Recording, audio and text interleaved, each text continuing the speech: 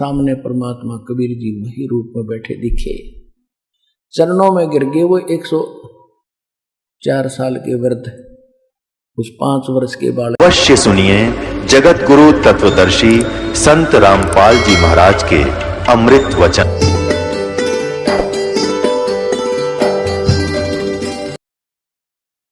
अब रामानंद जी के बारे में बताया वो कौन थे, कैसे थे।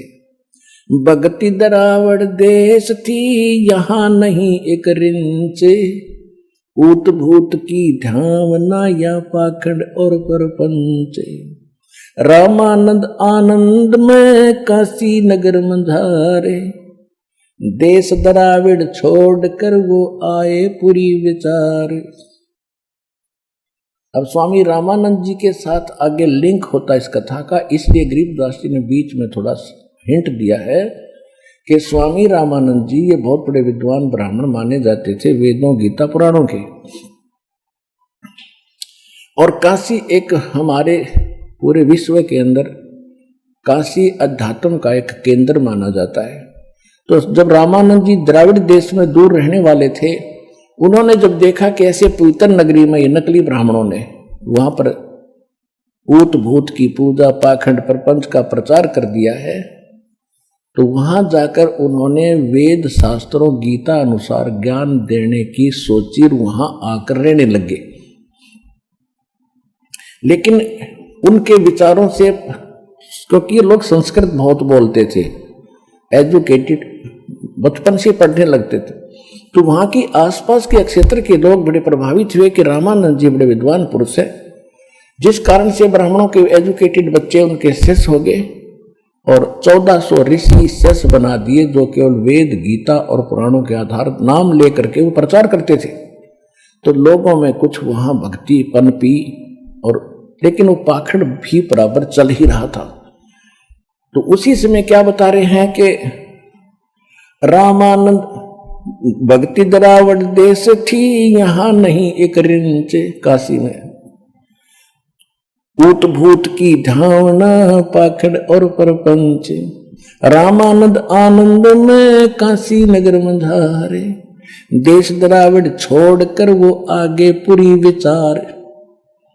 काशी में आगे ये विचार करके योग युक्त प्राणायाम कर जीता सकल शरीर, त्रिवेणी के घाट में वो अटक रहे बलबीर। बचपन से ही ब्रह्मचारी थे स्वामी रामानंद जी, और योग साधना आदि करके मेडिटेशन करके उसने अपने आप को मान रखा था कि मैंने बहुत बड़ी उपलब्धि कर ली है, अपने शरीर को साध लिया है। योग युक्त प्राणायाम कर जीता सकल शरीर, लेकिन त्रिवेणी के घाट पर वो अटक रहे बलबीर। आगे चल के 3 रास्ते हो जाते हैं, उसको त्रिवेणी बोलते हैं। अभी तक किसी को ज्ञान तो था ही नहीं। जब हम यहां से चलते हैं, त्रिवेणी किसको बताते हैं कि जहां इला और पिंगला आगे जाके सुषमना में मिल जाती हैं, वहां उनको कहते हैं त्रिवेणी। नहीं, इससे आगे चल के जब हम त्रिकुटी पर पहुंचते हैं, त्रिकुटी के बाद फिर 3 रास्ते होते हैं। त्रिकुटी के बाद 3 रास्ते, वो त्रिवेणी कहलाती है।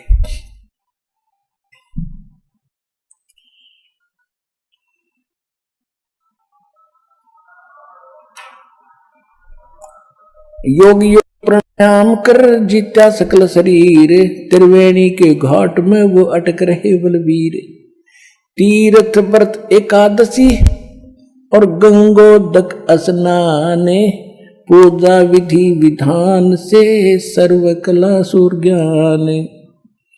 करे मानसी सेव नित्य आत्म तत्व का ध्यान, छठ पूजा आरंभ गति धूप दीप बंधान। 1400 चेले किए काशी नगर मंझारे, 4 संप्रदा चलत हैं और 52 दरबारे। अब इतनी प्रभुता होगी थी स्वामी रामानंद जी की, 1400 तो ऋषि शिष्य बना दिए थे ब्राह्मणों के बच्चे, जो रामानंद जी के ज्ञान को आगे प्रचार कर रहे थे। और तीर्थ व्रतों और इन मानसिक पूजा किया करता था भगवान की ज्यों की त्यों। एक तो षटकर्म होते हैं, ये सारे करता था। उनमें से षटकर्मों में से एक है शाल्यग्राम की पूजा। शाल्यग्राम मीन भगवान विष्णु श्री कृष्ण जी की कोई मूर्ति, पत्थर, पीतल, चांदी की। उसको क्या करते हैं ये कि सब पहले उनको सब वस्त्रों से सुसज्जित करते हैं, जैसे धोती है, एक परना है शंकर भगवान विष्णु भगवान का, फिर मुकुट है और गले में एक मनके की माला यानी कंठी तुलसी की माला डालते हैं। एक बैजंती माला भी बनाते हैं उनके लिए। तो ऐसे वो मानसिक करता था, मूर्ति बनाकर नहीं करता था, मन मन में कल्पना करता, जैसे सोपन देखा करते हैं। ऐसे प्रतिदिन अभ्यास कर रखा था स्वामी रामानंद जी ने। कहते 5 वर्ष के जब हुए काशी मंज कबीरे, दास गरीब अजब कला ये ज्ञान धान गुण थीरे। गुल भया काशी पूरी ये अटपटे बैन बिहंगे, गरीब दास गुनी थके वो सुन दुल्हा पर संगे। 5 वर्ष की आयु में जिस उद्देश्य को लेकर भगवान आते हैं। ऋग्वेद मंडल नंबर 9 सूक्त 86 के मंत्र 26 और 27 में, ऋग्वेद मंडल नंबर 9 सूक्त 82 के मंत्र 1, 2, 3 में, ऋग्वेद मंडल नंबर 9 सूक्त 96 के मंत्र 16 से लेकर 16 से लेकर 20 तक, ऋग्वेद मंडल नंबर 9 सूक्त 94 के मंत्र 1 में, ऋग्वेद मंडल नंबर 9 सूक्त 95 के मंत्र 2 में, ऋग्वेद मंडल नंबर 9 सूक्त 54 मंत्र 3 में, ऋग्वेद मंडल नंबर 9 सूक्त 20 मंत्र 1 में, ऋग्वेद मंडल नंबर 9 सूक्त 1 मंत्र 8 और 9। ये कंप्लीट ज्ञान है इस परमपिता कबीर भगवान का कि वो कबीर देव कबीर साहब सतलोक में रहते हैं। राजा के समान देखने में राजा की तरह बैठे सिंहासन पर, ऊपर सिर पे मुकुट है और वहां से गति करके आते हैं, अच्छी आत्माओं को मिलते हैं, 3 प्रकार से लीला करते हैं। एक रूप में वहां रहते हैं, जब दूसरे यहाँ आते हैं तो कभी प्रत्येक युग में एक शिशु रूप धारण करके एक लीला करते हैं, जिसको निसंतान दंपति उठा ले जाते हैं। फिर धीरे धीरे लीला में करते हुए बड़े थोड़े से ऊपर बड़े होते हैं तो बचपन से ही प्रचार करना शुरू करते हैं, क्योंकि वो अच्छी आत्माओं को मिलते हैं, उनको ज्ञान देते हैं, तत्व ज्ञान समझाते हैं, कवियों की तरह आचरण करते फिरते हैं, जिस कारण से वो प्रसिद्ध कवियों में से भी एक कवि भी कहलाते हैं, लेकिन वो होते हैं परमात्मा।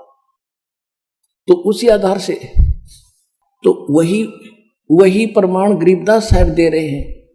क्या बता रहे हैं?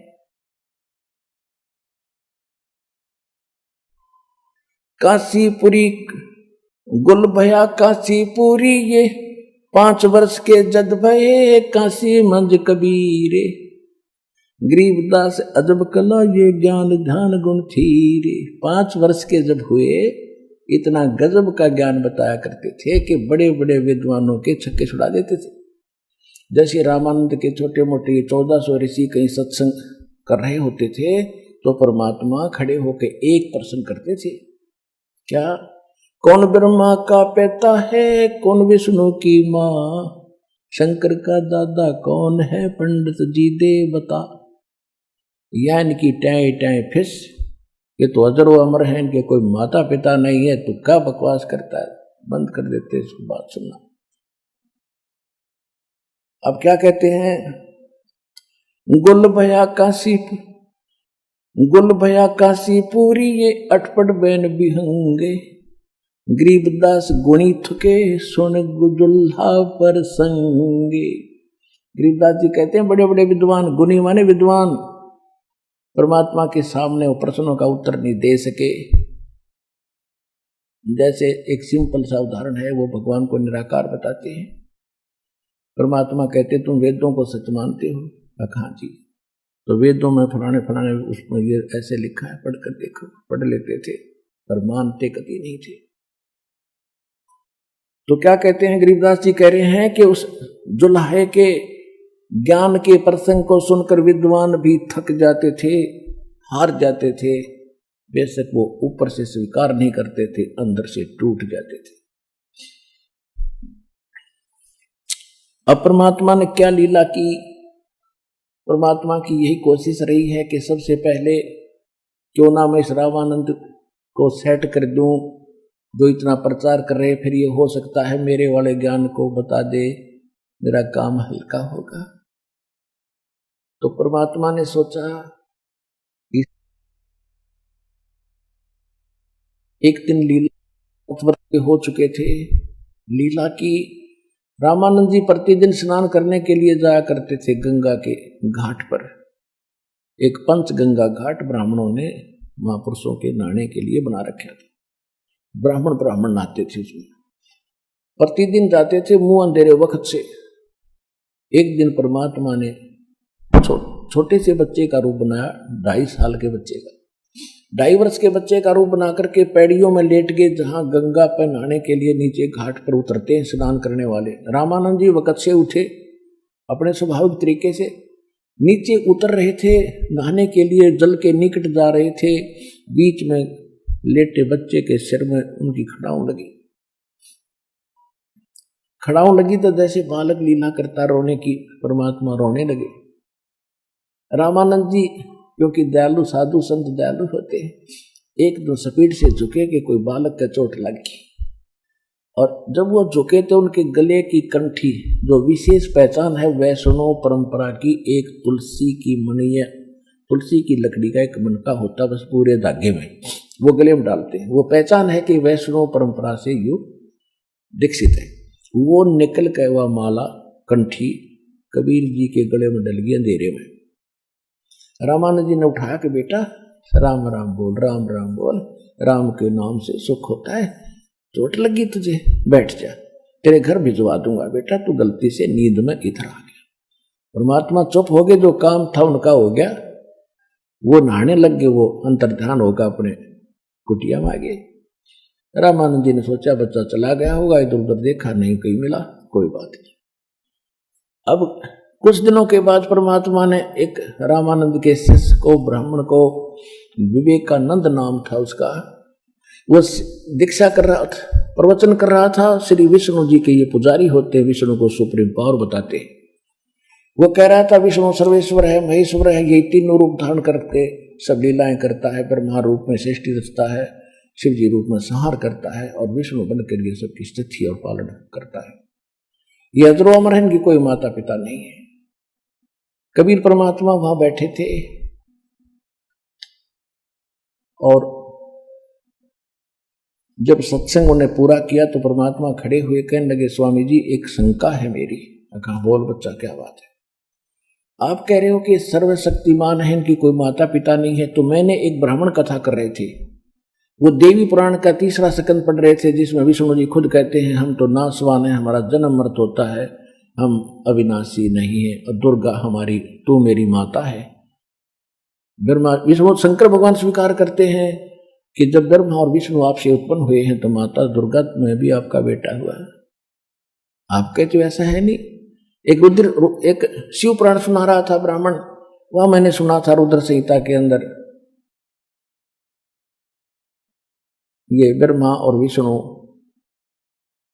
जैसे सदाशिव और काल रूपी ब्रह्म और दुर्गा के संयोग से विष्णु जी की उत्पत्ति हुई। इसी प्रकार ब्रह्मा जी कहते मेरी उत्पत्ति हुई इन दोनों के संयोग से। आप कहते हो उनके जन्म माता पिता नहीं है। अब वो तो साथ रखा करते पुराण, रोटी उन पर खा रहे थे, उठा कर देखा, दोनों देखे, जो कहते हो पाए, बंद कर दिए। संस्कृत में होते थे, कहेंगे झूठा है, पाखंडी है, तू कौन है, कहां से आ गया, क्या नाम है तेरा, क्या तूने कोई गुरु बना रखा, तूने तिलक विलक लगा रखा है ये वैष्णव परंपरा का, क्या तूने कोई गुरु धारण किया? कहां जी, कि किसको गुरु बनाया? कि जो तूने बना रखा है वही मैंने बना रखा है। कहने लगा मैंने बना रखा है, तेरी क्या जाति है? अब परमात्मा तो वो कहने लगे जात न पूछो संत की, पूछ लीजियो ज्ञानी, मोल करो तरवार का, ये पड़ी रहने दो म्यान। तो परमात्मा तो बोले नहीं, जो श्रोता ब्राह्मण और श्रोता थे दूसरे वो कहने लगे ये नीरू का पुत्र है, जुलाहे का, ये धानक है भाई, स्वामी जी धानक है, जुलाहा है ये। तो उसको तो फिर बहाना मिल गया, विषय बदल दिया कि देखो लोगों कितना झूठा है, पाखंडी है, ये जुलाहा है, और कहता है मैंने रामानंद जी को गुरु बना रखा है, मेरे गुरु जी स्वामी रामानंद जी है, और ये तुम्हारे सामने कह रहा है कि मैंने उन्हीं को गुरु बनाया। कल तुम भी आना सारे स्वामी जी के पास, मैं कंप्लेंट करूंगा, प्रार्थना करूंगा, और इसकी साथ आएगी, देखना झूठा। हमारे गुरु जी तो इन शूद्रों को निकट भी नहीं आने देते। ये वैसे वहां उस समय सही था, तो सबको विश्वास हुआ कि झूठा आदमी अनपढ़ है, कबीर जी इसको क्या पता वेदों और गीता में और पुराणों में क्या लिखा है। तो हमारी इन्होंने ऐसे रोल मार रखी थी अब तक, क्योंकि हम सदग्रंथों को पढ़ने योग्य नहीं थे। तो इन झूठों की मारा सारी बात सच्ची जच गई कि कबीर जी झूठ बोल रहे हैं, जो ब्राह्मण झूठा सच्ची कह रहा है। अगले दिन उसने देर साइड निकालनी थी, रामानंद जी से कहा कि स्वामी जी हमारी तो नाक काट दी, हम कैसे प्रचार करेंगे, एक शूद्र का लड़का दुल्हाए का और आपको अपना गुरु बताता है। हे महाराज हम तो मर गए, कति बाहर नहीं निकल सकते। परमात्मा को वहां लाया गया, जबरदस्ती पकड़ के उनके माता पिता ने कोशिश की रोकने की, उन दोनों को पीट कर अधमरा करके छोड़ा। ये कसाई राक्षस ब्राह्मण पुण्यात्मा, ब्राह्मण कोई जाति नहीं है, जो कर्म ब्राह्मण का करते हैं चाहे कोई भी कर रहा हो, और जो उनको ज्ञान नहीं और झूठी बकवाद करते हैं। तो देवी पुराण के अंदर छठे स्कंद में 414 पृष्ठ पर लिखा है, खुद व्यास जी कह रहे हैं कि कलयुग के ब्राह्मण, सतयुग त्रेता द्वापर के ब्राह्मणों के समय में जो राक्षस माने जाते थे, कलयुग के ब्राह्मण उन राक्षसों के तुल्य है वर्तमान। इसमें कोई शक नहीं, ये प्रमाणित कर देंगे दास भी आपको, कबीर साहब के साथ कैसे जुल्म किए नालायकों ने, सत्य को माना नहीं, केवल अपने स्वार्थवश अपनी रोजी रोटी के लिए। एक प्रत्यक्ष प्रमाण है कि ज्ञानेश्वर नाम के महाराष्ट्र में एक ब्राह्मण थे, और उनको प्रेरणा होगी भगवान की भक्ति के लिए, वो घर छोड़कर चले गए जंगल में। अब वहां 5-4 वर्ष रहे,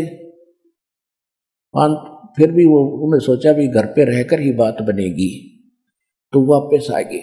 और उनके जो यजमान थे, रोजी रोटी का साधन थे, वो अन्य ब्राह्मणों ने बांट लिए। उसके 20, 30, 50 जो घर थे, यजमान थे ज्ञानेश्वर जी के, वो उन नकली ब्राह्मणों ने डिवाइड कर लिए थे। जब वो दोबारा आ गए तो उनको चिंता हुई कि आते फिर यजमान मांगेगा और तुम्हारी रोजी रोटी बांटेगा। हालांकि उसी की ले रखी थी, उसके साथ ऐसा जुल्म कहर तोल दिया कि अब ये ब्राह्मण नहीं रहा, अब ये यजमानी नहीं कर सकेगा, ये सन्यासी बन चुका है। उसको विवश कर दिया मरने के लिए, उसने जिंदे ने समाधि लेनी पड़ी। इतना कसाई कर्म कर देते ये लोग। तो कबीर परमेश्वर जी के मुंह बोले माता पिता नीरू और नीमा को मार कूट के वो रोके थे, ना ले जाओ हमारे बच्चे को, क्या गलती कर दी, हम समझा देंगे। उन मस्टंडे लेकर गया था विवेकानंद, 5-8-10 डंडे वाले, उन्हें कूट कूट कर दुमरे करके छोड़े, उनको परमात्मा को ले गए। रामानंद जी के सामने जब खड़ा किया कि स्वामी जी ये आ गया वो दुल्हाई का बेटा जो हमें बदनाम करता है, तो रामानंद जी भी अपना नंबर बनाने के लिए कि झूठा है, अपनी कुटिया के सामने पर्दा लगा लिया। इतना अपने आप को यानी क्रोधित महसूस कर रहा था, धरती पर पैर पिटे और अंदर से गुस्से में आवाज होकर बोल रहा है, कौन जात कुल पंथ है, कौन तुम्हारा नाम है, दास गरीब आधीन गति, फिर बोलत है बलि जाऊंगे। आपकी ऐ मिट जाएगी, उसके बाद देखना इस वाणी को पढ़ते समय आंखों से आंसू बहा करेंगे, और ये परमात्मा के प्रति आपकी आस्था का प्रतीक होगा। कहते हैं जैसे सूरज के आगे बदरा, ऐसे कर्म छयारे, प्रेम की पवन करे चुत मंजन झलके तेज नयारे। आत्मा और परमात्मा के बीच में पापों का बादल जैसी छाया अड़गी, जब तक ये अड़ी हुई है बादल कर्मों का, आपके अंदर प्रेम जागृत नहीं होता। और फिर इस ज्ञान से फिर भगवान में आपका प्रेम जागेगा, आंसू की धार बहने लग जाएगी। तो उसके बाद ये पापों की समझो वो बादल छट गए, खत्म हो गए। जैसे सूरज के आगे बदरा ऐसे कर्म छयारे, प्रेम की पवन करे चितमंजन फिर झलके तेज नयारे। अब जैसे गरीबदास जी कह रहे हैं, रामानंद जी पूछ रहे हैं, कौन जात कुल पंथ है, कौन तुम्हारा नाम है। रामानंद जी पूछ रहे और गरीबदास जी क्या बता रहे हैं, दास गरीब आधीन गति फिर बोलत है बलि जाऊं में, कि सारी सृष्टि के मालिक सर्वशक्तिमान 5 वर्ष के बालक के रूप में एक सच्चे शिष्य की भूमिका करते हुए विनम्र भाव से अधीन होकर प्रश्न का इंतजार कर रहे हैं। बोलो गुरुदेव क्या कहना चाहते हो। तो परमात्मा ने क्या बताया, जात हमारी गति आधीन से, अभिमान से नहीं, क्योंकि सच्चाई को किसी तरह बता दो सच्चाई रहेगी। जाति हमारी जगत गुरु और परमेश्वर है पंथ, दास गरीब लिखत पड़े मेरा नाम निरंजन कंठ।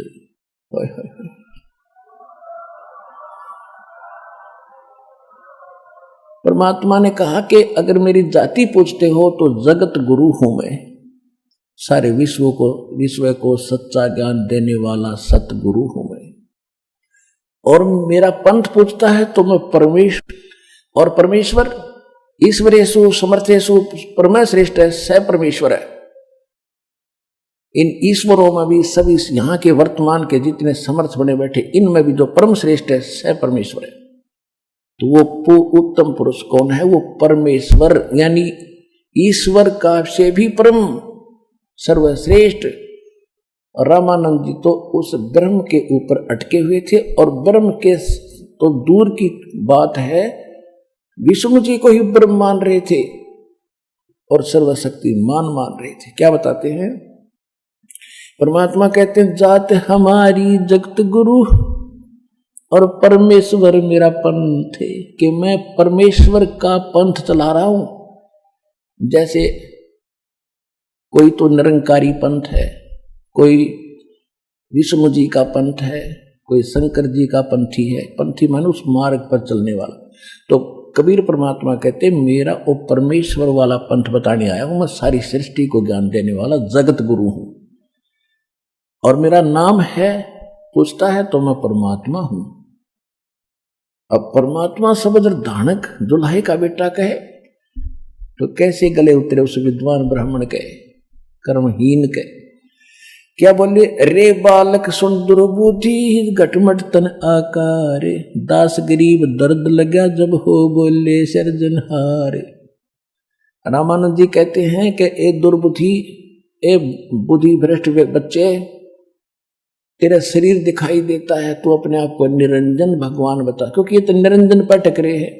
हमारे गांव में एक नाथों का डेरा है, और जो अस्तल बोहर से जुड़े हुए हम उस बाबा वो नाथ था उससे जुड़े हुए ये, तो वो आते थे जब दीक्षा मांगने के लिए, तो वो बाबा आता था, हम छोटे छोटे थे, वो कहा करता अलख निरंजन माई अलख निरंजन। बेटी के बाप शुरू में काल का नाम ले तो आती, अब पता चला वो तो काल का दूत था। तो ये अलख निरंजन को उत्तम मान रहे हैं। तो गरीब परमात्मा कह रहे हैं कि मेरा वो निरंजन नाम है, थारे भगवान वाला समझ लो। वैसे वास्तव में निरंजन परमात्मा कबीर जी ही हैं, ये नकली निरंजन है, ये झूठे हैं। कहते हैं निरंजन है अंजन के माही, अंजन माने माया, निरंजन माने माया रहित। ये देखो ये सब झूठे अपने आप को भगवान बताते रहे, भगवान है ही नहीं, ऐसे ये निरंजन बने बैठे हैं। और इन्होंने इसी निरंजन ज्योत निरंजन काल को मालिक मान रखा। तो इसलिए भगवान कहते हैं कि मेरा जो निरंजन नाम समझ ले। अब उस निरंजन को ये मानते निराकार। और यहां रामानंद जी उल्हाने दे रहा है कि तेरा शरीर दिखाई दे, तेरा आकार है, और फिर भी तो कहता है मैं भगवान हूं। अरे दुर्बुद्धि तुम, रे बालक सुन दुर्बुद्धि घटमट तन आकार। अब गरीबदास जी कह रहे हैं कि भगवान ने अपने आप को परमात्मा कह दिया, इस बात का दर्द हो गया उस रामानंद दुर्बुद्धि को। रे बालक सुन दुर्बुद्धि घटमट तन आकारे, दास गरीब दर्द लग गया जब हो बोले सृजनहारे।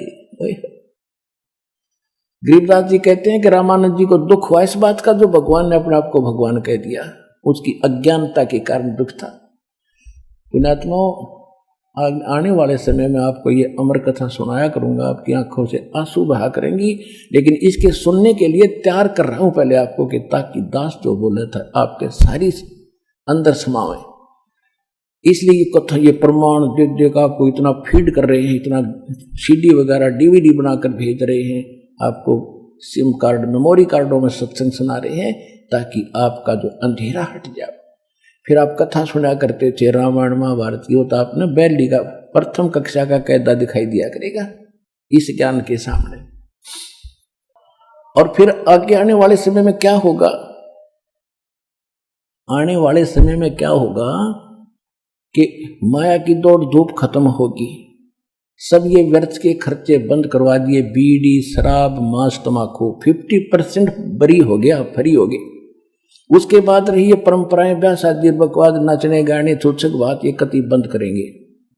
फिर समय क्या रहेगा, रोटी के लिए कुछ काम किया, बाकी समय आके कथा सुना करोगे और गदगद हो जाया करोगे। टीवी चैनल बना रखे, टीवी चैनल चला करेंगे तुम घर बैठकर, जैसे पहले महाभारत सुना करते थे, काम छोड़ छोड़ कर सुना करोगे, वो दिन आएगा।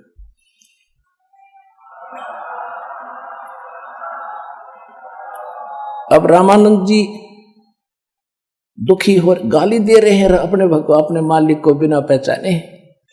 तुम मोमन के पालवा तेरा जुल्हे के घर बासे, दास करीब अज्ञान गति एकता दृढ़ विश्वास। कि तुम मोमिन मुसलमान के घर टुकड़ों पर पलने वाले, और तू तेरा धानक दुल्हे के घर तेरा निवास है, और तू अपने आप को भगवान कहता है। मान बड़ाई छोड़कर बोलो बालक बैन, दास गरीब अधमुखी एता तुम गट फैन। तर्क तलु से बोले थे ये रामानंद सुरज्ञान, दास गरीब कुजात है आखिर नीच निदान। अब अंदर गालियां देनी शुरू कर दी रामानंद जी ने कि आखिर में तू नीच है ना, कुजात है, तेरी मां का बेरा ना तेरे बाप का पता नहीं, इसलिए तू बकवाद कर, अपने आप को भगवान बता रहा है। फिर क्या बताते हैं,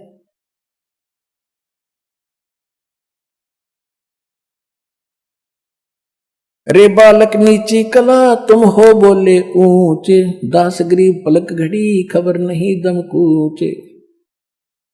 हाय रामानंद जी कभी तो गालियां दे रहे हैं, फिर ज्ञान से समझा रहे हैं कि तू अपने आप को भगवान मान बैठा, तेरी कभी भी मृत्यु हो जाएगी, तू कैसी भगवान है, भगवान तो भगवान ही होता है। अब परमात्मा क्या जवाब देते हैं, मैं के बदन खुलासे कर,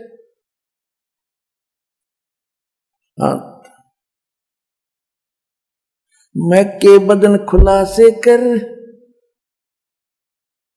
सुन स्वामी परवीन।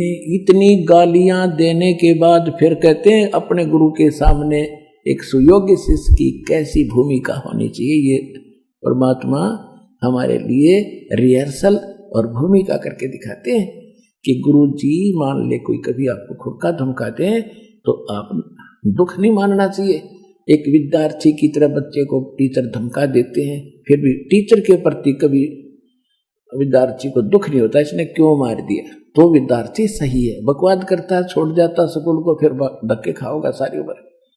तो इसी प्रकार ये परमात्मा कह रहे हैं गुरु जी के सामने हमने ऐसा व्यवहार करना चाहिए। मैं के बदन खुलासे कर सुन स्वामी परवीन, कि हे विद्वान स्वामी जी आप सुनो, यानी दुख नहीं मानना बल्कि आत्मा खुश हुई, कोई बात ना, गुरु जी हमें खुरका धमका रहे, इनको अभी पता नहीं मेरे विषय। दास गरीब मनी मरे है मैं आजिज अधीन। क्या बताते हैं, मैं अवगत गत से परे, तेरे चार वेद से दूरे, दास गरीब दसों दिशा में सकल सिंध भरपूरी। सकल सिंध भरपूर हूँ खालिक हमरा नामे, दास गरीब अजात हूँ ते जो कहा बलि जाऊंगे। कि हे स्वामी जी, मैं मेरा कोई जाति नहीं है, अजात हूं मैं, और आपने मुझे नीच दुर्बुद्धि दुष्ट संज्ञा से जो पुकारा तो मैं आपका बलिहारी जाता हूं आपके ऊपर। लेकिन मैं कौन हूं? ए स्वामी, जात पात मेरे नहीं, जात पात मेरे नहीं, मारी बस्ती है बिन थाम, दास गरीब अनीन गति तन मेरा बिन चाम। मेरा शरीर आप जैसा नहीं है, देखो हाथ लगा के, हाथ कैसे लगाओ तो फिर ब्राह्मण बन रहा, वह तो ना समझ मारी थी अभी। ए स्वामी सृष्टा में और सृष्टि हमारे तीर, दास गरीब अधर बसों में अवगत सत्य कबीर। ए स्वामी जी, सारी सृष्टि का रचने वाला मैं ही हूं और सारी सृष्टि मेरे ही आधार है, और मैं ऊपर रहता हूं सतलोक में। अविगत सत्य कबीर, यानी सत्य साहेब, सच्चा भगवान, सच्चा कबीर मैं हूं। और कबीर नाम तो बहुत होंगे, लेकिन वो सत्य कबीर नहीं हो सकते। सुन रामानंद राम हम, मैं बावन सिंह, दास गरीब सर्व कला मैं व्यापक सर्वंग। सुन स्वामी सतभाखे हूँ झूठ न हमरे रिंच, दास गरीब हम रूप बिना और सकल परपंच। मैं रोवत हूँ सृष्टि को, ये सृष्टि रोवे मोहे, गरीबदास इस योग को समझ न सकता कोई। 5 वर्ष का धानक जुल्हे का बेटा, और ये बातें कह रहा है एक विद्वान पुरुष जिसका बोलबाला 1400 ऋषि 52 दरबार चले जिसके। उस आदमी का कैसे गला उतरे कि यू सच्ची बोल रहा है, और सारी सत्य बोल रहे थे भगवान। फिर परमात्मा ने उसको समझा के ठिकाने बुद्धि लाई उसकी। क्या कहते हैं, अब क्या हुआ, रामानंद जी ने सोचा कि भाई ये तो परमात्मा क्या कह रहे हैं, गोता लाऊं स्वर्ग में और फिर बैठूं पे तपाताल, गरीबदास ढूंढता फिरूं अपने हीरे मोती लाले। गोता मारूं स्वर्ग में जा पहुंचूं पाताल, गरीबदास ढूंढता फिरूं अपने हीरे मोती लाल। रामानंद जी ने सोचा भाई इतनी दृढ़ता के साथ ये बात कर रहा है, लेकिन इस बात को पहले अवश्य मानते थे सभी कि भाई पता नहीं भगवान किस रूप में आ जा, और भगवान के लिए भटक ही रहा था। वो बचपन से संत हुआ, भगवान ना मिलने से फिर ये प्रभु बन जाते हैं, गुरु बन गए, फिर वो महिमा होगी, भगवान किनारे रख दिया, आप भगवान बन गए, साहब कवान लग गए तरह के। तो रामानंद जी ने सोचा भी मैं पहले अपना कर्म कांड रह गया, उसका कुछ भक्ति अंश रहता था। उसने कहा कि इसको खड़ा रहे तू बाहर, अब इसको बाहर ही रखो, मैं पहले अपनी पूजा कर लेता हूं, फिर इसके बाद इससे बात करूंगा। अब उस दिन क्या लीला की मालिक ने, रामानंद जी प्रतिदिन मूर्ति पूजा करते थे, लेकिन करते थे मानसिक, जैसे सपना देखा करते हैं, और वो उसका दृढ़ विश्वास अभ्यास हो गया था। प्रतिदिन 1 मिनट बैठते ही वो प्रक्रिया शुरू हो जाती थी। वो कैसे करता था, जैसे भावना बनाने के लिए करता था कि गंगा जल लाया, जैसे अपने सिर पे मटका रखे वहां उतारा, भगवान की शालिग्राम मूर्ति के सब कपड़े उतारे, सब सोपन की तरह, सोपन में जो देखते ऐसे चलचित्र की तरह, सब कपड़े उतार कर भगवान को नहाया गंगा के जल से, फिर स्वच्छ कपड़े पहना दिए, माथे में तिलक लगा दिया, मुकुट रख दिया। अब ये कर्म कांड के अंदर, ये सटकर्म के अंदर ये क्रिया आती है कि भगवान को जब मुकुट रख देते हैं पहले पूजा के बाद, वो मुकुट उस दिन नहीं उतारा जाना चाहिए, वो अगले दिन जब स्नान के समय ही उतारा जाए। यदि बीच में उतार दिया तो पूजा खंडित होगी, और वो फाइनल अंत में रखा जाता है जब सब क्रियाएं हो जाएं। कपड़े भी बना दिए, नवा भी दिए, और गले में एक तुलसी की कंठी माला जरूर डाला करते थे, और फिर वो तिलक लगाते, फिर मुकुट रख दे। सब कुछ कर दिया, वो कंठी डालना भूल गए। जब नजर गई स्वप्न में कंठी अलग रखी है वो माला। अब रामानंद जी ने सोचा भी गलत हो गया, तो मुकुट उतारूंगा तो पूजा खंडित, और कंठी नहीं डली तो पूजा खंडित, इनकम्प्लीट रहेगी आज हमारी। तो अपने पिछले अतीत में झांक के और अपने कर्म को कोस रहा, भगवान आज कौन सा पाप मेरा आगे अड़ गया, आज तक मेरे से गलती कभी हुई नहीं थी भक्ति में दाता, मैं मेरे से माफ करो भगवान विष्णु जी, मुझसे क्या गलती होगी। अब उसने ऊपर से डालनी चाहिए तो मुकुट में फंस गई, वह माला डला नहीं। सोचा बड़ा कब बात बिगड़ गई भाई, कोई भगवान रुष्ट हुआ मेरे से।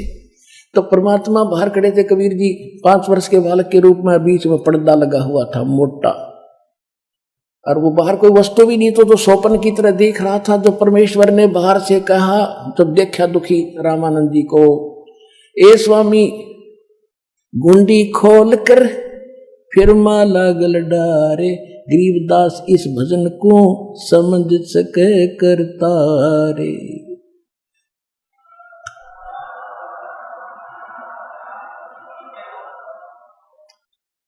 अब परमात्मा ने कहा कि ए स्वामी जी दुखी ना हो, इस माला की गांठ खोल लो, या गांठ खोल के और फिर गले में डाल दो, आपकी पूजा खंडित नहीं होगी। ओए होए होए, रामानंद जी ने देखा ना कोई मूर्ति बाहर बना रखी, मैं तो स्वप्न सा देख रहा था, मन से कल्पना कर रहा था, और इस 5 वर्ष के बालक ने मेरे मन की बात बता दी। कहते डोडी पर्दा दूर भगा, वो पर्दा लगा रखा था, दूर फेंक दिया, एकदम बाहर आया। पुण्यात्माओं, इसको कहते पंडित। ब्राह्मण सोए जो ब्रह्म पछाणे, पंडित यानी ब्राह्मण वही होता है भगवान के लिए भटक रहा है, और सामने भगवान आ गया, और उससे फिर समाज को देखकर लोक लाज में भगवान से दूर रहता है, वो भक्त नहीं है। तो रामानंद जी के सामने एक समय एक तो तरफ भगवान खड़ा, दूसरी तरफ उनकी महिमा खड़ी थी कि वो छूते भी नहीं अछूत को, और सारा समाज क्या धिक्कारेगा, सब भाग जाएंगे, चले चले भाग जाएंगे। लेकिन इसको ब्राह्मण कहते हैं। उसने लोक लाज, अब भाड़ में जाओ यो संसार, भगवान के लिए भटक रहा है, सामने खड़ा। कहते डोडी पर्दा दूर कर लीन्या कंठ मिलाए, छाती के गले कर चिपका लिया। गरीबदास गुजरी बहुत जब बदने बदन मिलाए। कहते हैं उसको स्वामी परमात्मा को, जब कबीर जी को जुल्हे को सीने से मिलाया लगाया, तो अंदर तो दुखी तो बतेरा था, समाज के कहेगा, पर नहीं डटा गया, भगवान चाहिए मुझे। डोडी पर्दा दूर कर फिर लीना कंठ मिलाए, लगाए गरीबदास गुजरी बहुत जब बदने बदन मिलाए। मन की, अब रामानंद जी कहते हैं, मन की पूजा तुम लखी ये मुकुट माल परवेश, गरीबदास गति कौन लखे तेरा कौन वरण को बेखे। ये तो दीक्षा तुम दी ये मान ली मन मोर, गरीबदास कोमल पुरुष और हमरा बदन कठोर। जो पहले परमात्मा कह रहे थे कि मेरा शरीर आप जैसा नहीं है, जब तो ना यकीन हुआ था, अब कहते फिर क्या कहते, मन की पूजा तुम लखी, कि मेरे मन की जो पूजा मानसिक में कर रहा था, हे भगवान आपने जान ली और आप तो परमात्मा हो। मन की पूजा तुम लखी ये मान लिया, मन की पूजा तुम लिखी ये मुकुट माल परवेश, गरीबदास गति को लखे तेरा कौन वर्ण को बेख। कह लगे रामानंद जी, हे परमात्मा आपने कैसे पहचाने हम तुच्छ बुद्धि के जीव, आप सारी सृष्टि के मालिक रीति अंतर्यामी हो आप, और एक जुल्हे के घर में और 5 वर्ष के बालक के रूप में आप खड़े हो, आपको हम तुच्छ बुद्धि जीव कैसे पहचान सकते हैं। You are God. मन की पूजा तुम लखी ये मुकुट माल परवेश, गरीबदास गति को लखे ये कौन वर्ण कौन भेख। कैसी तो वेशभूषा में खड़े हो और किस वर्ण में प्रकट हो, शूद्र दुल्हा अछूत, उस समय तो विघ्न था।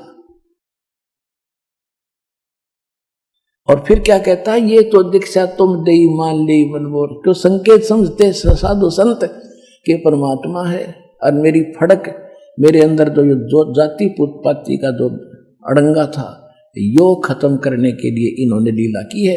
तो कहते हैं जो ये तो दीक्षा तुम दई मान ली, ये तो शिक्षा तुम दई मान ली मनमोर। लेकिन मैं समझ गया दाता आपने किस लिए लीला की है। मेरा जो समाज वाला कुल का जो किला था, लोक लाज या तोड़ी। क्या बताते हैं कबीर साहब के, इस लोक लाज के कारण ये हंसा गया बिगो, जब यो कुल के कर लेगा जो चार पाया का हो। आज तो तुम लोक लाज के चक्कर में भक्ति करोगे नहीं मुझसे लेकर, फिर यो कुल तुम्हारी क्या बचाव करेगा जब तुम गधे कुत्ते बनकर चार पाए के होकर घूमया करोगे। ये कुल के लोग लट्ठे मारा करेंगे तुम्हारे।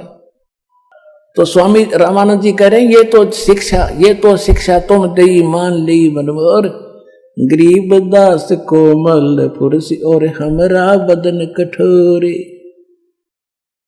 कि जो तुम आप मुझे समझाना चाहते हो मेरे समझ में आएगी कि मैं गलत आदमी हूं, मैं भेदभाव और जाति वर्ण में भगवान से दूर हो रह जाता। लेकिन आपका शरीर तो रुई जैसा है दाता, क्योंकि जब ऐसे लगाया सीने का, जैसे रुई का रबड़ पकड़ रखा हो, ऐसा शरीर दाता का। यजुर्वेद अध्याय नंबर 40 के मंत्र 8 के अंदर सप्रियागात कबीर मनीषी शुक्रम अकायम ऐसनाविरम अपाप विद्दम स्वयंभू प्रिभू व्यवधाता, उसमें लिखा है कि वो सबसे पहला सह शरीर परमात्मा कबीर विद्वान महापुरुष कबीर परमेश्वर हैं, और उनका जो शरीर है वो मात पिता के शुक्र से बना हुआ नहीं है, उस काया रहित है। ऐसनाविरम, उसमें स्नायु सिस्टम नहीं है, वो स्वयंभू है, परिभू है, सारी सृष्टि के मालिक है। और यहाँ रामानंद जी प्रमाणित कर रहे हैं और परमात्मा भी स्वयं कह रहे हैं। कहते हैं ये तो शिक्षा तुम दई मान ली मनमोर, गरीबदास कोमल पुरुष और हमरा बदन कठोर।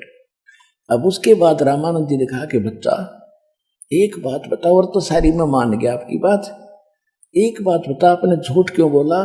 परमात्मा ने कहा कैसे स्वामी जी, आपने ये कहा कि मेरे से आपने दीक्षा ली है, आपने कब ली मुझसे दीक्षा।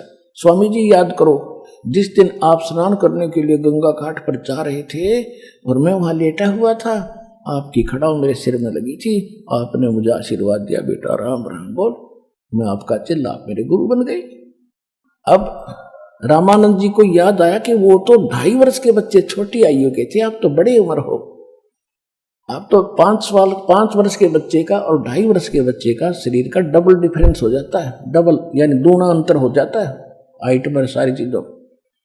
तो परमात्मा ने क्या किया, 2.5 वर्ष के बच्चे का रूप अन्य बनाया और एक सेवक की खटिया थी वहां झोपड़ी के बाहर, उसके ऊपर लेट के, स्वामी जी देखना ऐसा था मैं। अब स्वामी जी 6 बार तो इधर देख रहा, 6 बार वो 5 वर्ष के बच्चे की तरफ देखा, आंखें मलमल देखा। ये सामने देखो, 5 वर्ष की आयु में परमात्मा गले में माला डले हुए खड़े हैं और 2.5 वर्ष के बच्चे के रूप में दूसरे बालक रूप में विराजमान हैं। रामानंद जी बाहर खड़े हैं ये सामने, और दर्शक भी बहुत से हैं, लेकिन ये चित्र बनाने वाले ने थोड़ा इनकम्प्लीट बना रखा, फिर भी समझने के लिए पर्याप्त है। तो तब फिर क्या देखा कि 5-6 बार तो उसने छोटे बच्चे को देखा, 6 बार बड़े की तरफ, फिर आंखें मलमल के कहीं मुझे धोखा तो नहीं लग रहा है। इतने में वो छोटा बच्चा उठा रूप और 5 वर्ष के बालक में समा गया। तब रामानंद जी समझ गए कि वो बालक नहीं है।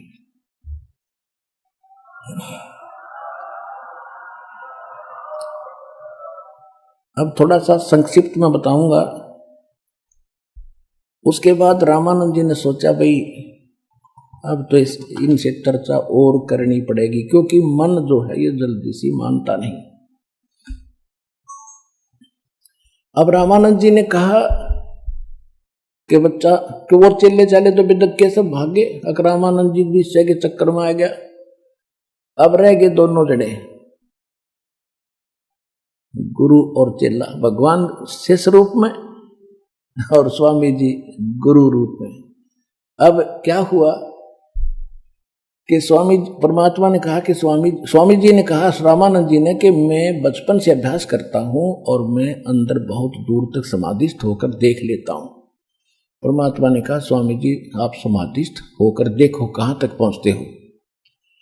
अब स्वामी जी के पहुंचे, कहते योग युक्त प्राणायाम कर जीत्या सकल शरीर, त्रिवेणी के घाट में ये अटक रहे बलवीर।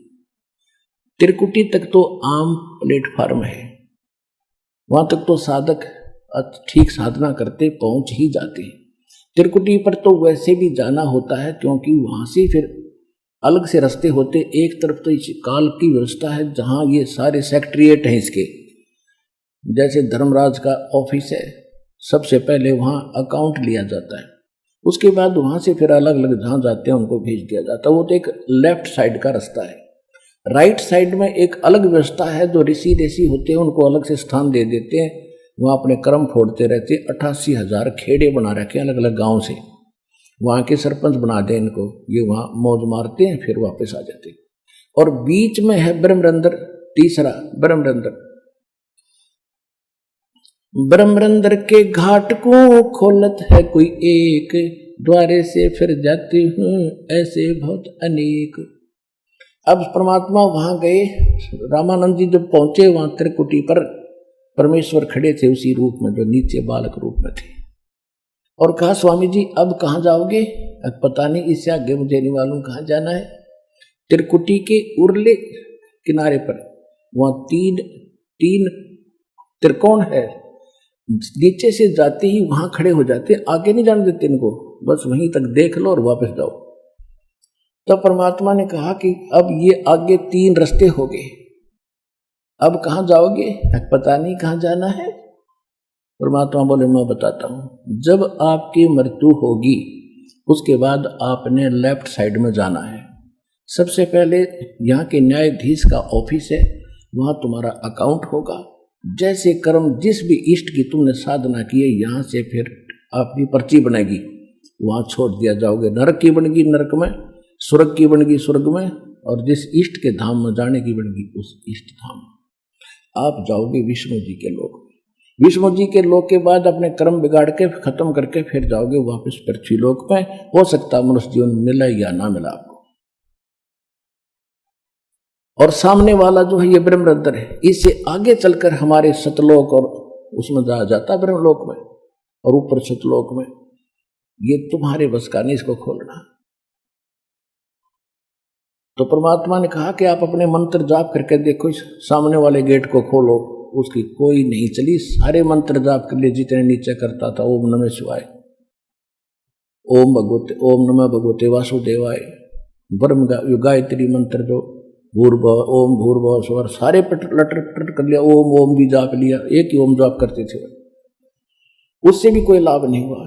तो परमात्मा ने कहा कि मेरे पास वो सतनाम रूपी ऐसा शक्तिशाली मंत्र है 2 अक्षर का, अब मैं जाप करके दिखाता हूं आपको। लीला की दाता ने सिमरण किया, वो एकदम ऐसे कपाट खुल गए जैसे बिजली से खुलते, और कहा चल मेरे साथ। ऊपर लेके गए भगवान, ऊपर लेके गए परमात्मा उस प्यारी आत्मा को। सब ऊपर के लोक दिखाए, सतलोक लेकर गए। वहां जाकर जब देखा कि ओहो ये तो खुद मालिक है। लंबी कथा है, समय थोड़ा है। फिर उनको वापस छोड़ दिया समाधिस्थ अवस्था में कि जाओ वापस आए। तो एकदम जैसे आदमी सोकर उठता है समाधि से, ऐसे उठा, और सामने फिर बैठे वही बालक। वहां देखा था असंग ब्रह्मांड के स्वामी के रूप में वही बालक बैठा, क्योंकि पहले दूसरे रूप में थे तो मैं शरीर में बड़े, और फिर परमात्मा कबीर जी के रूप उसी अपने शिशु बच्चे रूप में 5 वर्ष के बच्चे के रूप में उस तख्त यानी सिंहासन पर विराजमान हो गए थे सतलोक में। उनके ऊपर चमर अपने आप हो रहा था। एक रोम में करोड़ सूर्य मिला दे, करोड़ चंद्रमा, इतना प्रकाश था भगवान का। जब वापस आए स्वामी रामानंद जी, समाधि टूटी, सामने परमात्मा कबीर जी वही रूप में बैठे दिखे।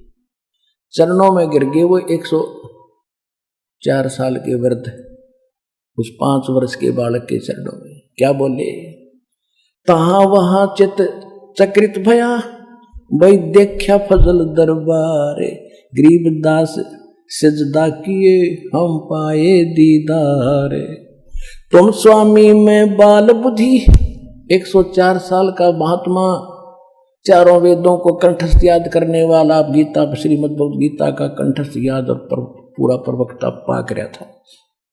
अब वो कहता जो मेरा ज्ञान था आज तक का वो तो बालक जैसा था। तुम स्वामी मैं बाल बुद्धि, तुम मेरे मालिक, मैं तो छोटी बुद्धि का आदमी हूं। और कर्म भरम कर्म किया ने से गरीबदास निज, तुम स्वामी मैं बाल बुद्धि भरम कर्म किए नासे, गरीबदास निज ब्रह्म तुम मेरा हो गया दृढ़ विश्वास। निज ब्रह्म असली परमात्मा रियल गॉड आप हो, आज मुझे पूर्ण विश्वास हो गया।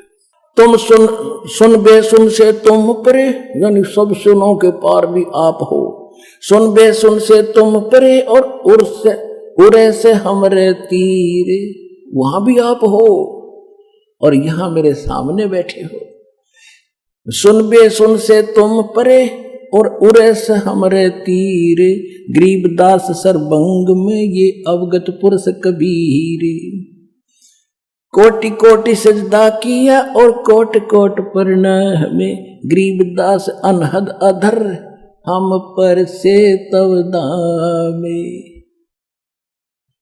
ओए होए, 104 साल का वृद्ध पहले गाली सुनावा था, तो दुर्बदी है, तो छोटी नाजी जाति का तेरी कुजात है, और अब क्या कह रहा है। विनात्माओं, यही अंधेरा दास आपका हटाना चाहता है कि भगवान को पहचानो, अपने मालिक को जानो और छुटवाओ पीछा यहां से। अब क्या कह रहे हैं रामानंद जी, कोट कोट सजदा किए और कोटि कोटि प्रणाम। जैसे सामने बैठे भगवान के आगे करते नो वृद्धावस्था में, बूढ़ा आदमी ने करे सजदा करे, हे भगवान मेरे कैसे भाग जागे, हे परमात्मा आप सचमुच आप हो। और कहते हैं गरीबदास अनहद अधर, जो यहाँ हम सुनते हैं या धुन धान सी ये तो नकली है, वो अनहद तो ऊपर, अधर माने ऊपर हुआ, मैं सुन के आया हूं। गरीबदास अनहद अधर हम पर से तो धाम, हमने आपके उस धाम को, लोक को, जहां जाने के बाद वापस नहीं आते दाता, मैंने उसको देख लिया, मैंने उसको पहचान लिया, अपनी आंखों देख लिया।